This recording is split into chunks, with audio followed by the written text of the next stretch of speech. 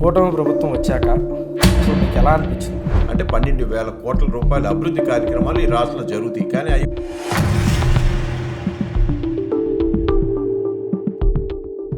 ఈ ఓటమి చెందిన తర్వాత వైఎస్ఆర్సీపీ మీరు చాలా షార్ట్ పీరియడ్ అయితే దాంట్లో ఉన్నారు. పోటీ చేసిన క్యాండిడేట్నే వాళ్ళు ఓడించడానికి ప్రయత్నం చేశారు. అంటే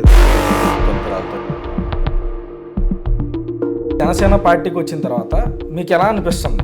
మీరు చూసుకుంటారు, చిన్న చిన్న మౌలిక సదుపాయాలు కూడా గత ప్రభుత్వం చేయలేకపోయింది. వాళ్ళు డబ్బులు ఇస్తున్నారు, కౌంటర్ గ్యారంటీ వీళ్ళు ఇవ్వలేకపోయారు.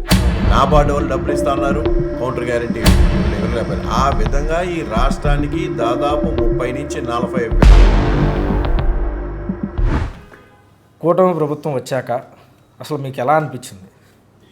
ఇప్పుడు ఏదైతే నేను వైసీపీ పార్టీ నుంచి ఎలక్షన్స్ అయిపోయిన తర్వాత జనసేన పార్టీలో చేరడంలో ముఖ్య కారణం ఏంటంటే, గత పార్టీలో ఏదైతే పోటీ చేసిన క్యాండిడేట్నే వాళ్ళు ఓడించడానికి ప్రయత్నం చేశారు. అంటే కుట్రలో కుతంత్రాలతోనే చేశారు.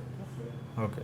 పొన్నూరు నియోజకవర్గంలో నేను అత్యధికంగా అభివృద్ధి కార్యక్రమాలు చేపట్టడం జరిగింది. ఆ నియోజకవర్గ ప్రజలు అందరూ కూడా తెలుసు. అయినా కూడా అక్కడ నన్ను సీటు మార్చి, అక్కడ ఒక పెద్ద కుట్ర చేసి నన్ను సీటు మార్చి మళ్ళీ పార్లమెంట్ అభ్యర్థిగా పోటీ చేయిస్తున్నారు. పార్లమెంట్ అభ్యర్థిగా పోటీ చేసిన తర్వాత కూడా మళ్ళీ కుట్రలు చేశారు.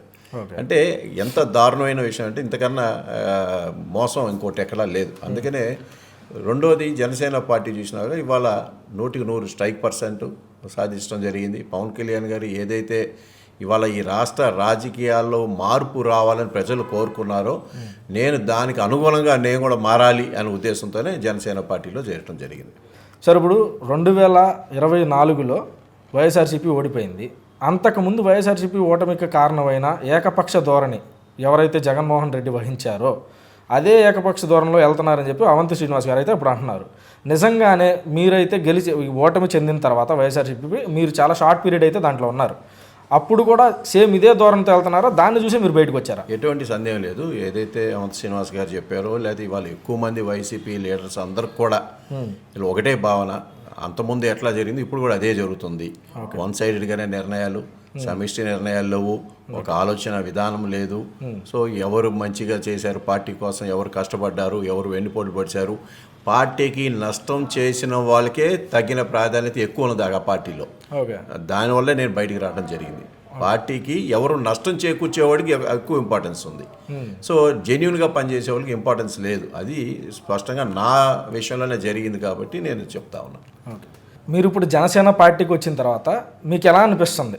ఇప్పుడు జనసేన పార్టీకి వచ్చినాక ఇవాళ నిజంగా ఏదైతే ఈ రాష్ట్రాల అభివృద్ధికి జనసేన పార్టీ రావాలని ప్రజలు కోరుకున్నారో, ఇవాళ జనసేన పార్టీ కూటమిలో ఒక భాగం.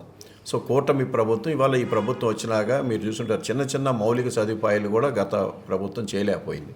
సో ఆ మౌలిక సదుపాయాలు, రోడ్లు బాగు చేయటం కానీ, లేకపోతే ఎక్కడెక్కడ గ్రామాల్లో తగిన పంచాయతీ గ్రామాల్లో ఏదైతే మన పవన్ కళ్యాణ్ గారు తగిన శ్రద్ధ తీసుకొని పంచాయతీలు నిధులు ఇవ్వటం కానీ, ఇవన్నీ ఇది క్షేత్రస్థాయిలో పనిచేయాల్సిన అవసరం. అది పవన్ కళ్యాణ్ గారు గుర్తించారు. కానీ గతంలో అది లేదు.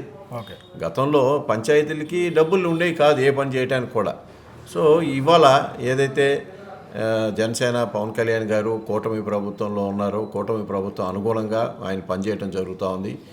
ఈ ప్రభుత్వం, కూటమి ప్రభుత్వం ఇంకా 10 కాలాల పాటు ఉండాలనేది జనసేన అధ్యక్షుడు పవన్ కళ్యాణ్ గారు ఆశయం. ఆయన ఆశయం అనుగుణంగా మేము కూడా పనిచేయడం జరుగుతుంది. ఈరోజు జరిగిన జల్ జీవన్ మీటింగ్ ఏదైతే ఉందో, వర్క్షాప్లో పవన్ కళ్యాణ్ గారు ఏమని ప్రస్తావించారంటే, ఢిల్లీ వెళ్ళి ఎవరైతే వైఎస్ఆర్సీపీ ప్రభుత్వం ఉన్నప్పుడు సీఎంగా ఉన్న జగన్మోహన్ రెడ్డి గారు ఢిల్లీ వెళ్ళి అతి తక్కువ నిధులైతే తీసుకురావడానికి అడిగారు. ఇప్పుడు గత ప్రభుత్వం ఈ రాష్ట్ర అభివృద్ధికి విస్మరించింది. సంక్షేమ పథకాలు ఒకటి ఇస్తే సరిపోద్ది అని ఒక నినాదంతో వెళ్ళారు. కానీ రాష్ట్ర అభివృద్ధిని వాళ్ళు మరిచారు. ఇవాళ ఏదైతే పవన్ కళ్యాణ్ గారు వచ్చారో, జల్ జీవన్ మిషన్ ఆ గతంలో కూడా ఉన్నది. కానీ స్టేట్ గవర్నమెంట్ యొక్క కాంట్రిబ్యూషన్ 30% ఇవ్వాల్సిన అవసరం ఉంది. స్టేట్ గవర్నమెంట్ 30% ఇస్తే సెంట్రల్ గవర్నమెంట్ ఆ రోజు నాకు తెలిసినంత వరకు గతంలో 12,000 కోట్ల రూపాయలు జల్ జీవన్ మిషన్ కింద కేంద్ర ప్రభుత్వం ఇస్తానంది. అంటే దాంట్లో 30% అంటే 3,600 కోట్లు మనం కడితే వాళ్ళు మిగతా బ్యాలెన్స్ వాళ్ళు ఇస్తారు. అంటే 12,000 కోట్ల రూపాయల అభివృద్ధి కార్యక్రమాలు ఈ రాష్ట్రంలో జరుగుతాయి. కానీ అవి వాళ్ళు విస్మరించారు. అలాగే రోడ్స్ అండ్ బిల్డింగ్స్లో కూడా R&B ఇది కూడా అక్కడ నేషనల్ హైవేస్ వాళ్ళు డబ్బులు ఇస్తున్నారు, కౌంటర్ గ్యారంటీ వీళ్ళు ఇవ్వలేకపోయారు. నాబార్డు వాళ్ళు డబ్బులు ఇస్తున్నారు, కౌంటర్ గ్యారంటీ ఇవ్వలేకపోయారు. ఆ విధంగా ఈ రాష్ట్రానికి దాదాపు 30 నుంచి 40 వేల కోట్ల రూపాయలు ఈ రాష్ట్రానికి రావాల్సిన ఆవశ్యకత ఉంది. దాన్ని వీళ్ళు కౌంటర్ గ్యారంటీ ఇవ్వలేకపోవడం వల్ల అన్ని డబ్బులు మనకు రాష్ట్రానికి రాలా. అంటే ఈ రాష్ట్ర అభివృద్ధికి ఫుల్ స్టాప్ పడింది.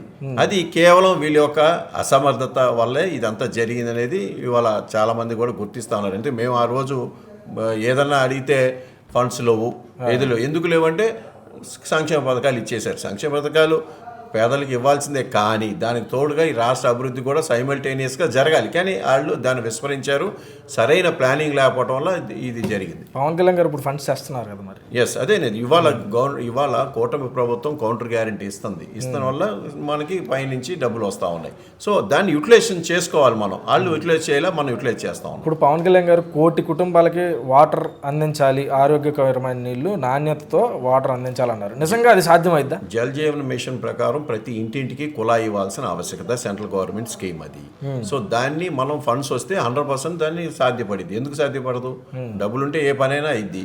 ఇవాళ డబ్బులు మనం తీసుకొచ్చి చేస్తే 100% సక్సెస్ అయింది. దీంట్లో ఎటువంటి సందేహం లేదు. ఓకే సార్ ఇప్పుడు జనసేన పార్టీలో మీ ప్రయాణం ఎలా వెళ్ళబోతుంది ఏంటి అనే దానికి ఏదైనా క్లారిటీ అంటే నాకు జరిగిన మోసం, ఆ పార్టీలో పెద్దలు ఆ పార్టీలో కుట్రలు చేయటం వల్లే నేను బయటికి రావడం జరిగింది. ఇవాళ జనసేన పార్టీలో, ఎందుకంటే జనసేన పార్టీలో వచ్చిన తర్వాత నేను అన్కండిషనల్గానే రావడం జరిగింది. నేను ఎక్కడ కూడా ఎప్పుడు కూడా పవన్ కళ్యాణ్ గారిని అడగల. సో పవన్ కళ్యాణ్ కలిశాను, నేను మీతో పయనిస్తానండి, ఈ పార్టీ అభివృద్ధికి నేను కృషి చేస్తాను అని చెప్పడం జరిగింది. ఆయన వెల్కమ్ అన్నాడు, అంతే. వితౌట్ ఎక్స్పెక్టేషన్స్ పార్టీకి నేను ఎక్కడ కూడా అన్కండిషనల్గానే ఉన్నాను, ఎటువంటి ఇది లేదు, నేను ఏది కూడా అడగలేదు. సో వారు ఏది సూచిస్తే అది చేయటం. నేను ఒక పార్టీ కార్యకర్తగా నేను పనిచేస్తాను. నేను ఏ విధంగా పనిచేస్తానో ఇక్కడ ఉన్న వాళ్ళందరికీ తెలుసు, ఈ జిల్లాలో తెలుసు, పొన్నూరు నియోజకవర్గాలు అందరికీ బాగా తెలుసు. సో పార్టీ ఆదేశానుసారం తప్పకుండా నేను పార్టీ కోసం కృషి చేస్తాను. గత 5 సంవత్సరాలు మీరు గవర్నమెంట్లో ఎమ్మెల్యేగా ఉన్నప్పుడు పొన్నూరు నియోజకవర్గంకి సంబంధించి ఎటువంటి అభివృద్ధి కార్యక్రమాలు చేపట్టారు? నేను 2019 నుంచి 2024 వరకు కూడా పొన్నూరు నియోజకవర్గ ఎమ్మెల్యేగా పనిచేయడం జరిగింది. నేను అప్పటి సీఎం జగన్మోహన్ రెడ్డి గారితోనే డైరెక్ట్గా చెప్పడం జరిగింది, గుంటూరు జిల్లాలో నేను చేసినంత అభివృద్ధి కార్యక్రమాలు ఇంకో ఎమ్మెల్యే చేయలేదని, అంత బాగా చేశాను, మీ యొక్క సహకారంతో కూడా చెప్పడం జరిగింది. నేను ఇవాళ ఈ నియోజకవర్గంలో 5 సంవత్సరాలు కాలికి బల్బం పెట్టుకొని తిరిగా. ఏదైతే మౌలిక సదుపాయాలు ఉన్నాయో ఆ నియోజకవర్గంలో ఎన్నో ఏళ్లగా రోడ్ వైండింగ్ అని, పొన్నూరు పట్టణంలో రోడ్ వైండింగ్ అనేది అసలు జరగని పని అసలు అక్కడ సో రోడ్ వైండింగ్ చేశాను. అక్కడ ఉన్న ఎక్కడ కూడా ఒక్క రూపాయి అనా పైసా కూడా అవినీతి జరగకుండా, ఇవాళ చాలా మంది రాజకీయంగా విమర్శిస్తూ ఉంటారు, కానీ ఎక్కడ కూడా ఒక్క రూపాయి తప్పు జరగకుండా, అదేవిధంగా ఎప్పుడో పెండింగ్ ఉన్న మద్రాస్ కాలువ మీద బ్రిడ్జ్ 42 కోట్లు పెట్టి ఏడీబీ ప్రాజెక్ట్ కింద తీసుకోవడం జరిగింది. కాకాని మండలంలో వెంకటేశ్వరాపురం, ఉప్పలపాడు గ్రామాలకి మంచినీటి వ్యవస్థ లేదు. గుంటూరుకి రావేసే దూరంలో మంచినీళ్ళ వ్యవస్థ లేదు. అలాంటి ఊర్లకి మంచినీళ్ళు ఇవ్వడం జరిగింది. సో ఇవాళ ప్రతి గ్రామంలో అక్కడ ఉన్న గ్రామ పంచాయతీలు కానీ లేకపోతే మండల ప్రజా పరిషత్తులో ఉన్న డబ్బులు తీసుకొని అక్కడ అభివృద్ధి చేయడం జరిగింది. ఇవాళ ఎవరైనా అడగండి, ఏ గ్రామంకి వెళ్ళినా సరే గత ఎమ్మెల్యే ఏ విధంగా పనిచేశాడో వాళ్ళు చెప్తారు. కానీ ఇవాళ రాజకీయంగా కొంతమంది విమర్శిస్తూ ఉన్నారు, రకరకాలుగా విమర్శన ఇస్తారు, బురదేశ కార్యక్రమాలు చేస్తూ ఉన్నారు. కానీ అది వాస్తవాలుగా స్థానికంగా ఉన్న ప్రజలకు అన్నీ తెలుసు. సో వాళ్ళు ఏంటంటే వాళ్ళు చేయలేని పని ఇవాళ నేను చేశాను కాబట్టి ఓరవలేకపోతున్నారు. నేను వాళ్ళని ఒకటే కోరుతా ఉన్నా, ఈ సందర్భంగా అభివృద్ధితో పోటీ పడండి. మీరు కూడా అభివృద్ధి నాకన్నా బాగా చేయండి, పేరు తెచ్చుకోండి, ఎవరు వద్దన్నారు. నేను ఇవాళ నాకు ఒక మెంటల్ సాటిస్ఫాక్షన్ ఉంది, ఎస్ నాకున్న 5 సంవత్సరాలు నేను బాగా చేశాను. ఇవాళ ప్రజలు చెప్తారు, నాకు సాటిస్ఫాక్షన్ ఉంది. నిధులు లేని పరిస్థితిలో కూడా నేను ఆ మాత్రం చేశాను, అదే నిధులుంటే ఇంకా బ్రహ్మాండం చేసేవాడిని. అసలు రోడ్డు వైండింగ్ అనేది పొన్నూరు నియోజకవర్గంలో ఆ తోటం తల్లి టెంపుల్ దగ్గర నుంచి మార్కెట్ దగ్గర నుంచి స్టార్ట్ చేసుకుంటే యువతల పోలీస్ స్టేషన్ దాకా కూడా అసాధ్యమైన పని అని చెప్పాలి. కొన్ని దశాబ్దాల పాటు కూడా రూల్ చేసిన ఏదైతే అదర్ పార్టీస్ కావచ్చు, వ్యక్తులు ఎవరైతే ఉన్నారో వాళ్ళు కదిలించడానికి కూడా భయపడ్డారు ఓటింగ్ గురించి. మరి అలాంటిది మీరు అది కదిలిస్తే ఓటింగ్ పోయిద్దనే భయం లేకుండా ఎందుకు అభివృద్ధి, అసలు దాన్ని ఎందుకు కొట్టాలనిపించింది? లేదు, అది 30 సంవత్సరాల నుంచి ఆ ప్రాంతంలో పొన్నూరు పట్టణం కానీ, పొన్నూరు పట్టణం మీదుగా వెళ్ళే బాపట్ల కానీ, అటు రేపల్లె కానీ ఇటు వెళ్ళే ప్రయాణికులకి చాలా ఆవశ్యకత ఉంది. ఇరుకు ఇవాళ వెహికల్స్ పెరిగిపోతూ ఉన్నాయి. సో ఎప్పుడో ఎన్నో ఏళ్ళ నుంచి ఇది పెండింగ్ ఉంది. ప్రతి ఎలక్షన్లో ఇదిగో కొట్టేస్తూ ఉంటారు, అది చేయట్లేదు. సో నేనేం చేసిన, ఈ అభివృద్ధికి చూపించాలి అన్నిటికన్నా మెయిన్. సో అభివృద్ధి అనే ఒక నినాదంతో నేను అక్కడ ఆ రోజు మొదలు పెట్టడం జరిగింది. ఎవరికి కూడా ఎటువంటి నష్టం లేకుండా. అక్కడ పొన్నూరు రోడ్ వైండింగ్లో కూడా టెంపుల్ ల్యాండ్స్ కింద వాళ్ళని పాపం అనవసరంగా ఇరికిచ్చారు. దాన్ని కూడా పర్మిషన్ తీసుకొచ్చి ఆ ల్యాండ్స్ని టెంపుల్ ల్యాండ్స్లోంచి బయటికి తీసుకొచ్చి 22 టెంపుల్ ఎండోమెంట్స్ ల్యాండ్ నుంచి బయటికి తీసుకొచ్చి వాళ్ళు ఫ్రీ హోల్డ్ ల్యాండ్స్లో చేశారు. ఇవాళ అందరూ సంతోషంగా ఉన్నారు, ఎవరికి ఎటువంటి నష్టం లేకుండా. సో అంత బాగా చేయడం జరిగింది. నేను ఒకటే కొడుతున్నా, ఇవాళ అభివృద్ధి ముఖ్యం.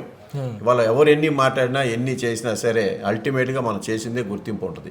నాకు ఆ గుర్తింపు ఉన్నదని నేను అంటే ఓట్ బ్యాంక్ గురించి మీరు ఆలోచించారు. నేను మనం చేస్తే ఆటోమేటిక్గా ఓట్ బ్యాంక్ అదే వస్తుంది. నిజంగా పొన్నూరు ప్రజల అభిక్ష రోడ్ వైండింగ్ చేసి అభివృద్ధికి అయ్యింది. నాకున్న 5 సంవత్సరాల్లో నేను ఈ పనులు చేశాను అనేది నాకు ఒక సెల్ఫ్ సాటిస్ఫాక్షన్ అయితే ఉంది గట్టిగా. రాజకీయంగా మాట్లాడుకుంటే జనసేన పార్టీకి ఈ రోజున మొత్తం అన్ని సామాజిక వర్గాలు మేజర్గా పనిచేసినాయనే చెప్పాలి. అలా చేస్తేనే గెలుపు 100% వచ్చిందనే చెప్పాలి. జనసేన పార్టీ ఈరోజు కొద్దిపాటి స్లోగా ఉందని అయితే ఒక మాట ఉంది. ఆ మాటని ఫర్దర్గా జనసేన పార్టీ ఎలా కవర్ చేయబోతుంది? అంటే నేనైతే పవన్ కళ్యాణ్ గారిని అంటే ఆయన రాబోయే రోజుల్లో ఈ పార్టీని మరింత పటిష్టంగా తీసుకెళ్తారనే దాంట్లో ఎటువంటి సందేహం లేదు. ఎందుకంటే పార్టీ మీద ఒక్కసారి కాన్సన్ట్రేషన్ చేస్తే ఆటోమేటిక్గా ఎమ్మటే డెవలప్ అయిపోయింది. సో ఇవాళ పనిచేసే వాళ్ళు చాలామంది ఉన్నారు. బ్రహ్మాండంగా పార్టీని మంచి ఆర్గనైజంగా సెట్ చేసుకుంటే మంచి స్థాయిలోకి ఈ పార్టీ తీసుకెళ్ళడానికి నెట్టి సంది. ఇవాళ పబ్లిక్లో కూడా జనసేన పార్టీ పవన్ కళ్యాణ్ గారి మీద ఒక గట్టి నమ్మకం ఉంది. ఫ్యూచర్ నాయకుడు ఈయనే అనేది ప్రతి వర్గాల్లో కూడా ఉన్నది. దానికి అనుగుణంగా ఇవాళ పార్టీ ఆర్గనైజేషన్ సెట్ చేసుకొని ముందుకెళ్తే దీనికి తిరుగుండదు. పంచాయతీ వ్యవస్థకు సంబంధించి ఓల్డ్ రికార్డ్ కొట్టారు పవన్ కళ్యాణ్ గారు, దాని మీద మీ స్పందన ఏంటి? పంచాయతీలో ఇవాళ అన్ని చోట్ల మొత్తంగా 13,700 పంచాయతీలు ఏకంగా ఒకే రోజు చేయడం అనేది నిజంగా ఓల్డ్ రికార్డ్. సో అది నేను నిజంగా ఈ సందర్భంగా పార్టీ అధ్యక్షులైన పవన్ కళ్యాణ్ గారికి, డిప్యూటీ చీఫ్ మినిస్టర్ అయిన పవన్ కళ్యాణ్ గారికి నేను అభినందన తెలియజేస్తాను. ఇంకా కార్యక్రమాలు చాలా ఉన్నాయి, ఇంకా బ్రహ్మాండంగా చేసేయచ్చు. ఎందుకంటే చాలా చోట్ల కూడా పని మీద కాన్సన్ట్రేషన్ చేసి రాజకీయాలకి ఎక్కువ సమయం కేటాయించే వాళ్ళు ఉన్నారు చాలామంది. కానీ క్షేత్రస్థాయిలో పనిచేయడం అనేది చాలా ముఖ్యం. ఆ క్షేత్రస్థాయిలో ఇవాళ పవన్ కళ్యాణ్ గారు మరి ఆయన శ్రద్ధ పెట్టి పంచాయతీ లెవెల్ కింద క్షేత్రస్థాయిలో నుంచి ఆయన ఆలోచన చేస్తున్న విధానం చాలా గొప్ప విశేషం. ఆయనకి మరింతగా ఈ రాష్ట్రంలో పేద ప్రజలకి, మధ్యతరగతి కుటుంబాలకి మంచి చేయాలని చెప్పి నేను కోరుకుంటా ఉన్నాను. సార్, పార్టీలోకి వచ్చిన అతి కొద్ది కాలంలోనే దాదాపు గుంటూరు నియోజకవర్గం కావచ్చు, ఇతర చోట్ల కావచ్చు, అది శరవేగంగా మీ పర్యటన అయితే జరుగుతుంది. చాలా చోట్ల ప్రజలతో ఇంటరాక్ట్ అవుతున్నారనేది మాకు తెలిసింది. సో ఈ ప్రజలతో ఇంటరాక్ట్ అయ్యే పరిస్థితుల్లో సో జనసేన పార్టీ మీద కావచ్చు, లేకపోతే కూటమి ప్రభుత్వం మీద కావచ్చు, వారి అభిప్రాయం ఎలా ఉంది? దానికి సంబంధించి ఏమన్నా మార్పులు చేర్పులు చేయాల్సిన అవసరం ఉందంటారా? అలాంటి సూచన ఏమైనా పార్టీకి ఇవ్వాలనుకుంటున్నాను. అంటే ఇవ్వాలే కాదు, నాకు మొట్టమొదటి నుంచి కూడా ఈ జిల్లాలో నేను ప్రజారాజ్యం పార్టీ ఇప్పటి నుంచి ఈ జిల్లాలో మొత్తం అన్ని నియోజకవర్గాలు, ఉమ్మడి జిల్లాలో అన్ని నియోజకవర్గాల్లో అందరి కేడర్తో నాకు పరిచయాలు ఉన్నాయి. సో అందరూ ఆ విధంగా నేను జనసేనలో చేరిన తర్వాత అందరూ కూడా రావడం జరుగుతూ ఉంది. అందరూ సంతోషంగా ఉన్నారు నేను పార్టీలోకి రావడం కూడా. రెండోది, ఏదైతే ఇవాళ పార్టీ మరింత పటిష్టం చేయడానికి అందరూ కూడా సమిష్టిగా కృషి చేద్దాం అనే ఒక నినాదం అయితే అందరిలో ఉన్నది. తప్పకుండా ఈ పార్టీ ముందుకు నడిచింది, దాంట్లో ఎటువంటి సందేహం లేదు. ప్రజలందరూ కూడా సంతోషంగా ఉన్నారంటారు. తప్పకుండా. ఎందుకంటే ఇప్పుడు కూటమి ప్రభుత్వం మీద ఎక్కడెక్కడ ఇప్పుడు ప్రతిపక్ష పార్టీ ఏదో ఒకటి మాట్లాడుతూ ఉంటుంది. ఇది కొద్ది టైం, ఎందుకంటే వచ్చి 6 నెలలే కాబట్టి కొద్ది టైం పడితే ప్రభుత్వం ఏ విధంగా పనితీరు, మరి ఇవాళ ముఖ్యమంత్రి చంద్రబాబు నాయుడు గారు ఆయనకి అనుభవం ఉంది కాబట్టి ఆ పనితీరు మీద తప్పకుండా ప్రజల యొక్క అభివృద్ధి కార్యక్రమాలు, ప్రజల యొక్క నాడి ఆయనకి బాగా తెలుసు కాబట్టి ఆయన విజయవంతంగా నడుపుతాడు, ఎటువంటి సందేహం లేదు. రాష్ట్ర ప్రజానికి నమస్కారాలు. టీమ్ సేన ఛానల్ యూట్యూబ్ ఛానల్ని మీరు అందరూ కూడా సబ్స్క్రైబ్ చేసుకొని